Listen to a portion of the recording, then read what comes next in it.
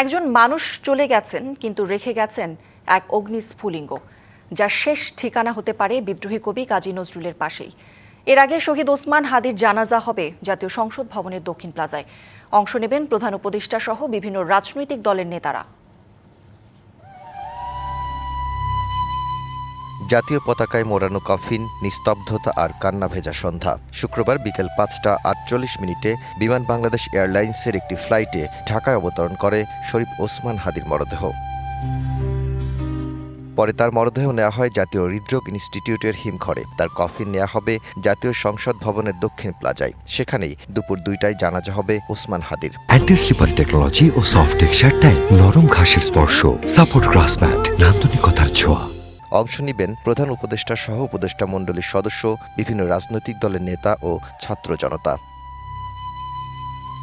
এরপর মিছিল সহ ঢাকা বিশ্ববিদ্যালয়ের কেন্দ্রীয় মসজিদে নেওয়া হবে হাদির মরদেহ।